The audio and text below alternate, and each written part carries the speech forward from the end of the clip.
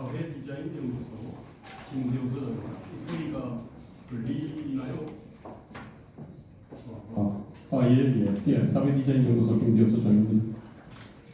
제목이 문제는 국정운영 플랫폼이다입니다. 자료집 6페이지부터 이렇게 시작됩니다. 한 30조 가량 되는데요. 이거를 갖다가 압축을 하겠습니다. 그 3부 대상으로 기사회생에서 안도하다가 40총선으로 이러다가 비명 행사를 하는 것이 아닌가.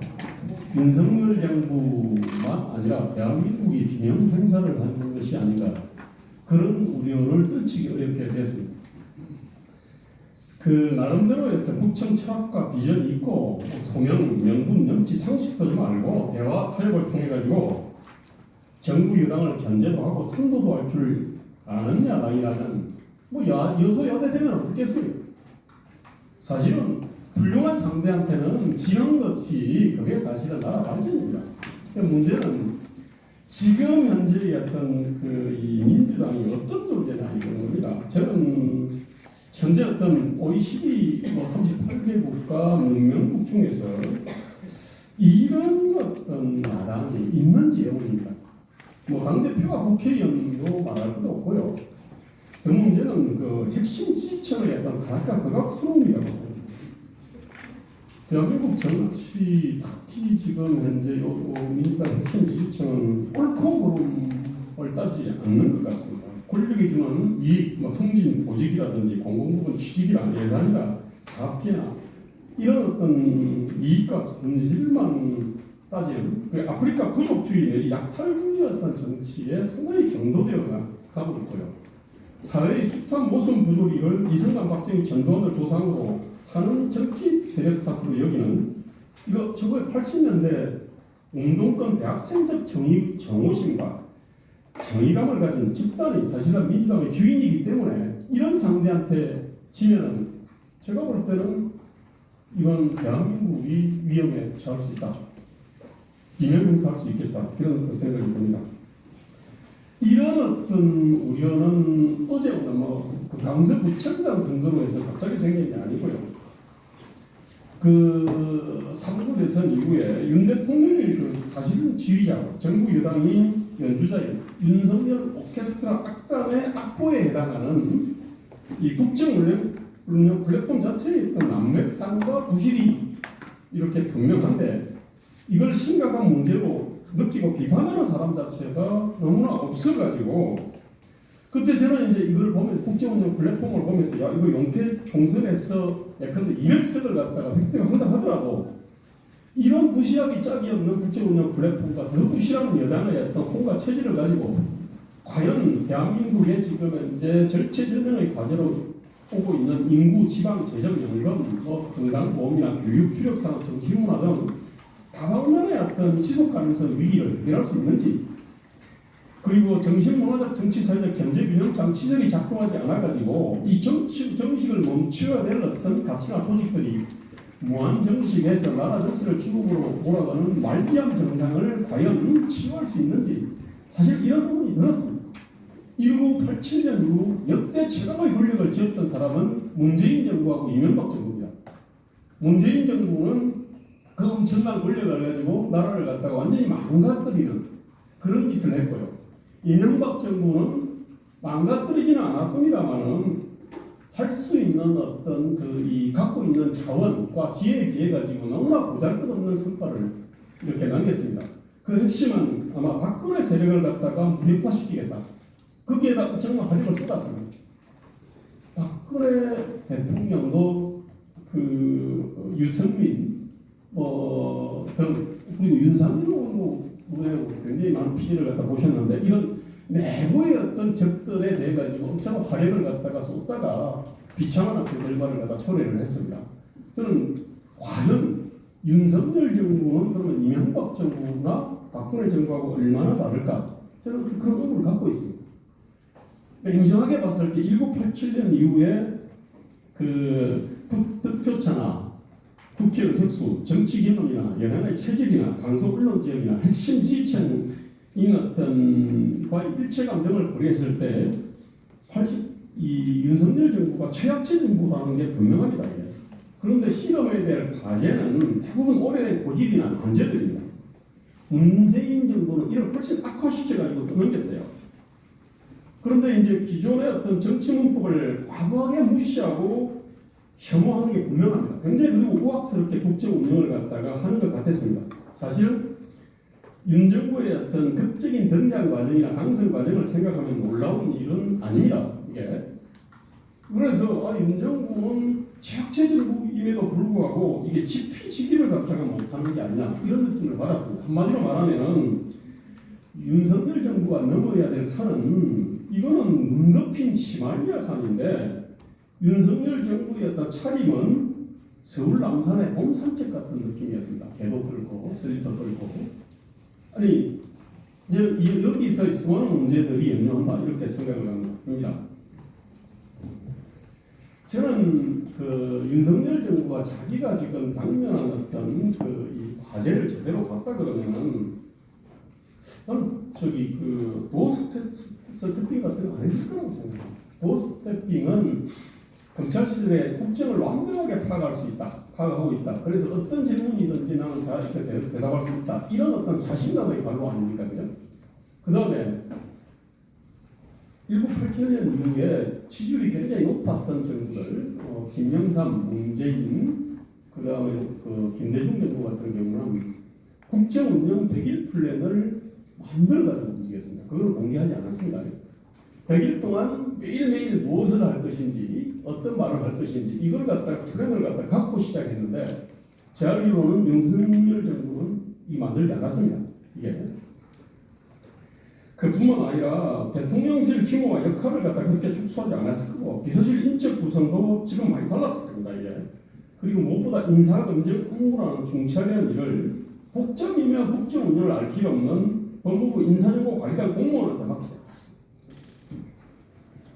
그 다음에 정부 그 초기에 그 문재인 정부하고 민주당한테 물어야 될 책임이 있습니다. 예컨대 공공요금 문제라든지 공공부문 북증이라든지 그다음 공공부문의 비정규직 정규직과 전환 과정이나 소주상 탈원전 그다음에 문켜 태양광 국회 부채 폭증 폐뭐 이러저러한 걸 갖다가 정확하게 까발려가지고 그래서 그 책임을 갖다 명백히 하는 작업들을 했어야 되는데 그 작업 제대로 안 했습니다. 이게.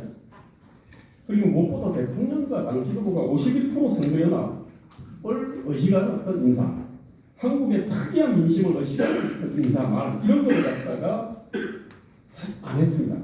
그걸 의식했다면 했을 거라고 생각하는데 무엇보다 사실은 이재명과 윤석열이라고 하는 기존의 일종의 그 영선이지 않습니까? 이게 이런 분들을 이 대선 후보로 이렇게 만들어낸 정치 자체가 굉장히 비정상입니다. 이게.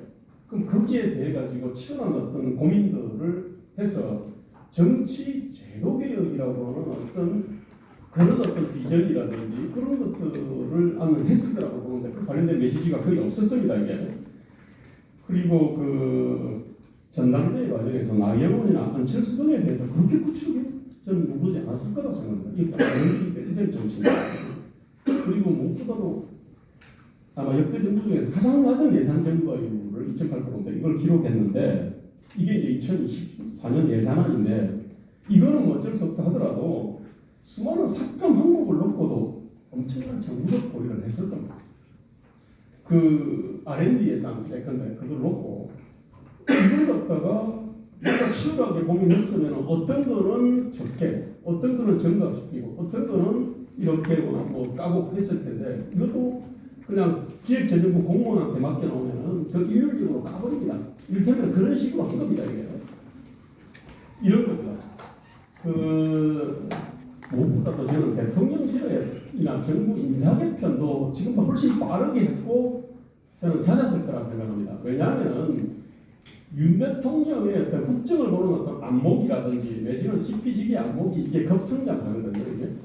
그러면은 이제 그 용처라든지 임무를 매칭시키는 이 적재적소 어떤 안목도 이게 성장하게 돼 있습니다. 그러면은 새로운 사람이 보이거든요.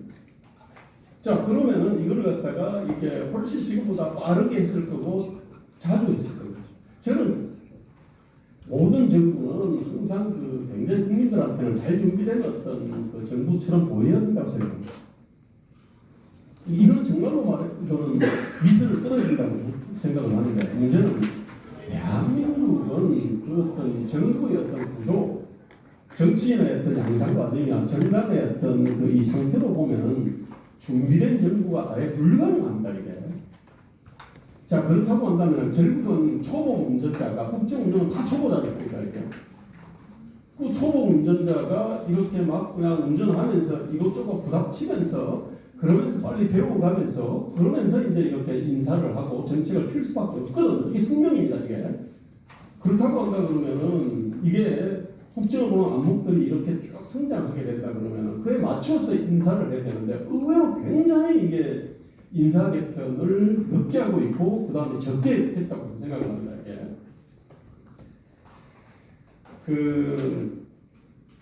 강연히 윤석열 정부에 대해 가지고 이러저러 하는 어떤 조언들이 많습니다. 이게. 그런데 저는 그런 생각이 들어요. 저는 이렇게 봉지를 내가 하나 들고 있습니다.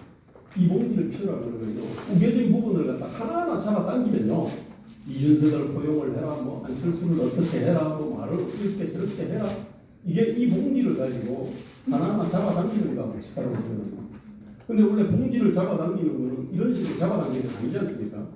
그냥 펼쳐놓고 이렇게 해서 바람을 갖다 불어넣으면 팽팽해지잖아요. 저는 지금 윤석열 정부한테는 이렇게 필요하다고 생각합니다. 이게 뭐냐면 바로 국정운영 플랫폼이다. 그 국정운영 플랫폼의 핵심이 결국은 정체성하고 그 다음에 시대인식이라고 합니다. 시대인식은 핵심 국정과제에 대한 인식인데, 저는 뭐 비닐 봉지로 이제 얘기를 했습니다만은 참 이걸 갖다가 프랑스 작가 생텍쥐베리는 아주 참 멋진 말을 했어요. 어린 왕자에 나오는 얘기입니다. 당신이 배를 만들고 싶다면 사람들에게 목재를 가져오게 하고 일을 지시하고 일감을 나누는 일을 하지 마라. 대신에 그들에게 저 넓고 끝없는 바다에 대한 동경심을 키우도록 이렇게 했습니다. 근데 원래 이거 비전을 중요성을 강조할 때 이제 하는 말인데, 비전 대신에 어떤 위기의식, 문제인식을 갖다 해주면 이게 자동으로 됩니다. 넘어야 될 산이 눈 덮인 히말라야라고 한다 그러면 그러면 옷을 어떻게 하고 신발을 어떻게 하고 장비 식량을 어떻게 하고 이거 일일이 지적질 하지 않아도 하거든요. 지금 윤석열 정부한테 필요한 게 바로 그겁니다. 이제. 저는 오케스트라 악보에 대해서는 이게 눈에 보이고 중요성을 모르는 사람이 없습니다. 근데 국정운영 플랫폼에 대해 가지고는 아마 처음 들어보는 사람들은 많이 있을 거라고 생각합니다. 이게. 그런데 민주당은 이 국정운영 플랫폼이 이게 일종의 수건신 역할을 갖다 하는 겁니다. 의식하지 않아도 영혼을 지배를 하고 행동을 지배를 합니다. 이게. 민주당은 굉장히 탄탄하게 구축되어 있습니다. 뒤에 그림이 있습니다만. 그런데 이제 윤석열 정부가 국민의힘은 바로 그 부분이 가장 취약합니다. 이게. 플랫폼이라는 말은 요즘 했습니다. 그리고 윤석열 정부에서도 국정과제 11번, 그 120대 국정과제 11번의 제목이 뭐냐면 모든 데이터가 연결되는 세계 최고의 디지털 플랫폼 정부 구현입니다. 이게.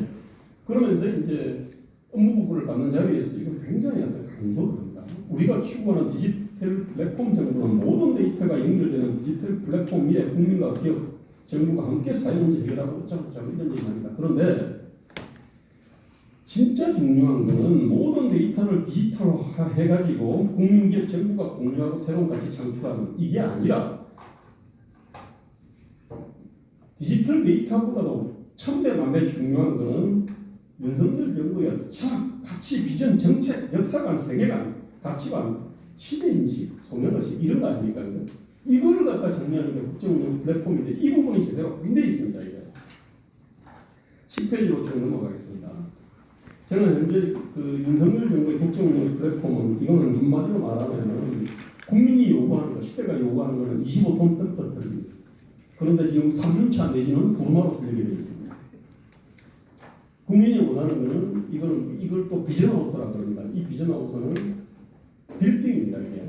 빌딩을 갖다 고층 빌딩을 요구하는데 이거 아주 그냥 세 칸짜리 오두막으로 이렇게 만들어놨습니다. 플랫폼 이렇게 짜면요, 인사 그렇게 갑니다. 말 그렇게 갑니다. 행동 다 그렇게 하게 돼 있습니다. 이게. 국정운영 플랫폼은 국민의힘 강령부터 시작해가지고 인수위 백서, 국 120대 국정과제, 새정부 경제정책 방향, 그다음에 다시 대한민국이라는 업무보고에서 지시한 것들, 그다음에 2024년 예산안 이렇게 쫙 있습니다. 이게. 그 중에 핵심은 저는 인수위 백서, 국 120대 국정과제라고 생각합니다. 이게. 왜냐하면 그 안에 단어가 들어가 있습니다. 이게. 이거 제대로 얘기하려면 이거 책 한 권으로도 사실은 모자랄 겁니다. 이게. 근데 결론적으로 이게 뭐 국민 인복을 지휘할 만한 내용은 별로 없습니다. 이게. 근데 문제는 국민 인복을 갖다가 장기적 획기적으로 전진할 만한 일, 해야 하고 할 수 있는 일이 너무 많이 빠져 있습니다. 문재인 정부는 공공부문 81만 개니 소득주도 성장정책, 학원제 정책 이러저런 것들이 있었는데 이런 거는 없어요. 근데 문제는 이런 거를 갖다 폐해를 갖다 바로 잡는 일을 비롯해가지고 지금 문재인 정부가 놓쳐버린 것들, 뭉개버린 것들 거기에 대해 가지고 담대한 어떤 변화와 개혁의 어떤 비전이라도 보여줘야 되거든요. 지금 필요한 거는 국회 속수가 없으니까 모자라니까 그 담대한 변화와 개혁이다 보면 결국은 어떤 법과 제도를 고쳐야 되는 이게 안 되지 않습니까? 인사를 갖다 해야 안 되잖아요. 그런데 국민들은 정치라고 하는 거는 이거는 실질적인 법 제도 어떤 그 개선 계획의 성과를 보여주는 것 이전에 꿈과 희망을 가는 거거든요. 아 이렇게 하면 변화와 개혁의 가능성이 있고 대한민국이 좋은 쪽으로 바뀌겠구나라는 어떤 꿈과 희망을 가는 건데 꿈과 희망이라고 하는 것은 법 제도 개혁의 성과만 갖고 있는 게 아닙니다. 문제를 정확하게 인식하고 이거를 갖다가 우리가 이런 방향으로 해보겠다, 개혁해보겠다 이런 어떤 워딩들이 필요한데 그 부분들이 너무 안 돼 있습니다. 대표적인 게 노동개혁 관련됩니다. 노동개혁 얼마나 중요한지 알지 않습니까? 그런데 이게 69시간제 프레임에 이렇게 걸려가지고 그리고 나서는 법제도 개혁을 필요로 하는 것들이 전부 다 그냥 총선 이후로 미뤄져 있습니다. 자 그러면서 이제 그 화물연대에 대해서 이렇게 불법 집단 행동에 대해 가지고 하나 보였잖아요. 그 다음에 노동회계 투명성 관련된 또 이러저러 했습니다. 원래 노동개혁이라고 핵심 과제는 노동시장에 어떤 유연 안 맺는 이중구조 뭐 이러저러 합니다. 근데 그 부분들에 대해서는 워딩도 없습니다. 이게. 자 공공개혁 이거는 3대 개혁도 아닙니다만 이 문재인 정부는 공공부문 81만 개 기치로 해가지고 공무원 13만 늘렸습니다. 공공부문 전체적으로 한 50만 늘렸습니다. 그 다음에 신규 채용하고 승진 보직 과정에서 그 정부의 어떤 정치적 어떤 중립성, 전문성 이거를 갖다가 심각하게 해소를 했습니다. 그때 법관 같은 경우는 이게 이 지방법원장 어떤 추천제 이런 방식으로 해가지고 이게 정치적 중립성 외지는 소명의식 전문성이 의심되는 사람을 갖다가 많이 박았습니다. 그런데 정부 전체에 걸쳐서 경찰에도 검찰에도 곳곳에서 그런 일을 갖다 했습니다. 자 그런데 이 문제 제대로 진행이 안 돼 있습니다. 윤석열 정부가 전에 9월 11일 날 그때 이제 공무원 5,000명을 감축을 한다는 얘기를 했습니다. 인위적으로 감축을 하겠다는 것이 아니고요. 그냥 자연 가운데 갖다 보충하지 않겠다 이런 식으로 얘기를 갖다 했는데 생각해 보십시오. 저쪽은 공공부문의 모순 부조리를 갖다가 사보로, 삼태기로, 불도저로 그냥 이렇게 쌓았습니다. 윤석열 정부 하는 거는 젓가락, 숟가락 가지고 이걸 갖다 골라내고 있습니다. 저쪽은 정치, 정무직을 일단 주도하에서 밀어붙였는데 이쪽은 그냥 공무원들한테 맡겨놨습니다. 그 결과가 저쪽은 50만 개에다가 그 다음에 승진, 오직 뭐 이러저런 거를 가지고 그 국가기관을 갖다가 공공성의 어떤 정치적 중립성, 전문성 이런 것들이 생명인데 거기다가 정치적 중립성이나 소명의식이나 전문성이 의심되는 그런 사람들을 갖다 대거 박아놨습니다. 이쪽은 전혀 그렇지 하고 있지 않고요. 자, 근데 이 공공개혁에 대해 가지고 한 얘기가 뭐냐면 그냥 공공부문에 어떤 자율적으로 뭔가 하다 이런 연금개혁 관련해서도 아예 말이 없습니다. 기초연금 관련된 거는 40만 원 인상 박아놨습니다. 그런데 공무원연금, 특수적연금에 대해서 아예 언급을 하지 않습니다. 국민연금에 대해서는 뻔한 얘기, 그 얘기를 갖다가 과거에 대고 지금도 그냥 뻔한 얘기 이상 안 합니다. 이거. 저는 이런 식으로 노동개혁도 그렇고 교육개혁도 그렇고 예컨대 교육개혁도 보면 입법 카르텔하고 필름은 어려가 아닙니까? 그런데 어떻게 보면 대한민국 정치가 이렇게 망가진 거는 그 교육과 문화 콘텐츠와 관련된 건데 그 중에 아주 일부가 교과서입니다. 근데 교과서에 다른 게 많이 있는데 이런 부분들은 전혀 국정과제도 아니고 뭐 업무 지시도 아닙니다. 이게 교육에서 굉장히 중요한 부분을 완전히 놓쳐버렸습니다. 이게 자 이런 식으로 하다 보면 적차 문제 저쪽에 간판 상품인데 이쪽은 아예 그 외면해 버렸습니다. 저출산 문제 나라가 망하니 많이 굉장히 중요한 문제라고 하지만 그 완전히 그냥 쌩까버렸습니다. 전혀 언급이 없어요 거의. 자 넘어가겠습니다. 왜 그러면은 이런 문제가 발생하냐면 기본적으로 지금 현재 시대에 대한 어떤 진단 자체가 안 돼 있습니다. 또 왜 이런 문제가 생기냐면 윤석열 정부가 사실은 외치를 갖다가 잘 했습니다. 즉 외치와 법치는 비교적 잘했고 그것이 윤석열 정부에 대한 30% 지지의 어떤 이게 그 근거인데 문제는 내치하고 정치인데 내치와 정치가 결국은 총선에서는 핵심 아닙니까 이게? 그런데 이 부분을 갖다가 외치와 법치 성과에 취해가지고 그 사실은 공무원들이 볼 때는 그 대통령의 가장 중요한 문제는 국가가 죽고 사는 문제인 내치를 갖다가 외치를 잘하는 겁니다. 그 외치 잘했어요. 그리고 아스팔트에서 태극기 성조기 흔드는 사람들도 그 외치에 대한 관심이 80%가 됩니다. 그 외치 잘했어요. 그러니까 뜨겁게 지지합니다. 그런데 이제 많은 중도층과 국민들은 외치는 당연한 겁니다. 그런데 내치는 아까 제가 쭉 노동개혁, 공공개혁, 뭐 연금개혁 뭐 이러저러한 걸 갖다가 예를 갖다가 던데서 보다시피 내치 자체가 너무나 준비가 안 돼 있습니다. 이게 그냥 공무원들의 업무 계획들을 갖다가 그대로 가는 겁니다. 이게 그 다음에 정치가 사실은 없는 겁니다. 이게 자 그래서 25페이지로 가면은 국제운전 플랫폼 구조가 이게 이제 제일 밑바닥에 그 저쪽은 뭐냐면 일곱 운동권 컨센서스가 있습니다. 이쪽은 전통 관료 컨센서스입니다. 지급 관료 홍보 컨센서스입니다. 이게 핵심 지주가 뭐냐면 정체성 인식, 시대 인식, 국제 정세 인식 뭐 그런 건데 정체성 인식이 뭐냐면 우리는 유구면 대한민국 어떤 나라냐? 저쪽은요 그 부분이 아주 확실합니다. 우리는 뭐냐면 대한민국은 건국과 산업 과정에서 치명적인 결함이 있는 나라인데 우리는 4.19, 5.18, 6월 항쟁, 촛불 시민혁명 등 피해의 특정을 통해서 바로잡았다 이거야. 그런데 주요 우선은 뭐냐면은 저런 정통성의 치명적 결함이 있는 나라를 만들었다 이거야. 자 보유의식 했고 기득권을 갖다가 이렇게 유지하기 위해서 그렇게 했던 집단들이다 이런 얘기 아닙니까? 그죠? 이쪽은 이 서사와 정체성이 굉장히 탄실한데 이쪽은 아예 없습니다. 시대 인식은 둘 다 아주 그냥 흐릿합니다. 이게. 자, 그렇게 해서 여기서 제가 볼 때는 결정적인 어떤 차이가 납니다. 저쪽은 저런 어떤 그 플랫폼 내지는 국정운영 플랫폼을 갖다가 다 이렇게 제야시민단체라든지 SNS 뭐 유명한 유튜브나 이게 다 공유하는데 우리는 정보만 갖고 있습니다. 이게 자 이런 문제가 있고요. 자 그래서 쭉 넘어가겠습니다. 그래서 이제 무엇을 갖다가 해야 하나 이러면 저는 이게 국정운영 플랫폼이고 다시 한마디로 말하면 1987년 컨센서스가 지금 지배를 하고 있습니다. 이거를 갖다가 2024년 컨센서스인데 이거는 이름은 정통 관료 내지 지금 공무원 어떤 컨센서스가 아니라 이거야말로 정말 이거는 자유와 공정 또는 민주공화국 어떤 컨센서스를 깔고 모든 걸 갖다가 새롭게 제가 볼 때는 디자인을 해야 된다. 이게 법제도 개혁은 어차피 어렵습니다. 그렇지만 방향과 가능성이라도 사실 제대로 보여줘야 된다 이렇게 생각합니다. 그 무게 중심을 갖다가 외치에서 내치로, 법치에서 정치로 바꿔야 됩니다. 그 다음에 지금은 뭐 제도와 정책 형태를 바꿀 수가 없지 않습니까? 그렇다면 지금 대통령실과 정부팀장은 정무를 복지로 정부라는 것은 내가 하고 싶은 게 뭐냐 이런 것이 아니라 그 국민들이 어떻게 볼 거냐 사실 이 관점에서 모든 것을 다 디자인하는 건데 이런 능력이 굉장히 취약합니다.